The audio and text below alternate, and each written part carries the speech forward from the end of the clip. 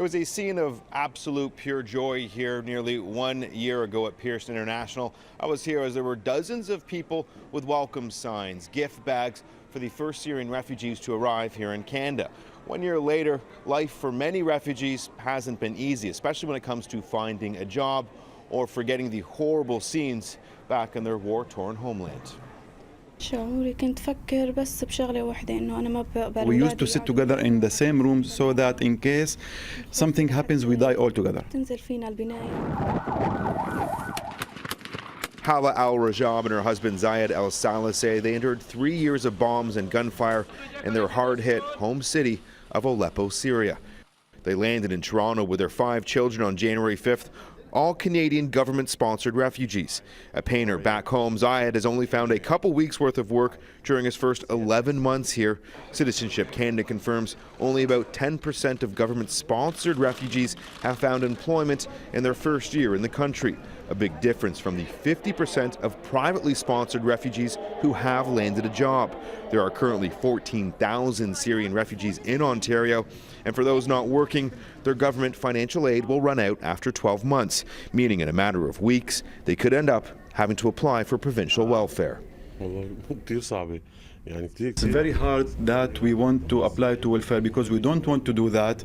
We want to work because we are skillful enough and we want to find a job so that we can make our life. In a statement, the Provincial Ministry of Community and Social Services tells City News, quote, refugees looking to obtain provincial social assistance will be treated and respected like all permanent residents of Ontario. Those that are eligible for social assistance will receive the same assistance as non-refugees. They don't have the 24/7 active involved support that private sponsorship provides.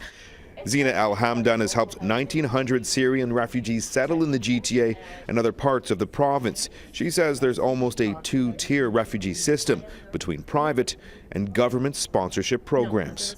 The lack of support is number one and the biggest one.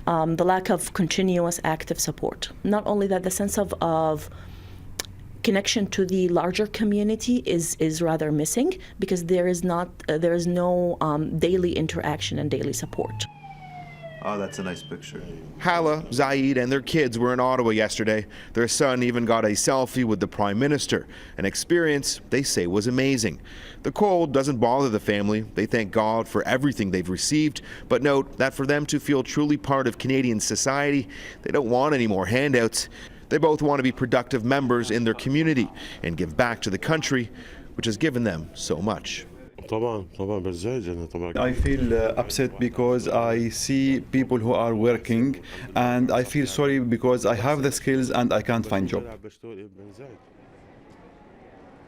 Now, those working with Syrian refugees say while many are eager to join the workforce, there are others who simply can't. They're still suffering from things like PTSD from the bombings or what they had to endure in refugee camps in places like Beirut or elsewhere in Turkey. Now, the federal government won't commit on how many refugees are going to be coming in 2017, though it's likely going to be less than we first saw in 2016, though they will be upping the amount of privately sponsored Syrian refugees in an effort to clear the backlog, which has dozens of families currently in limbo.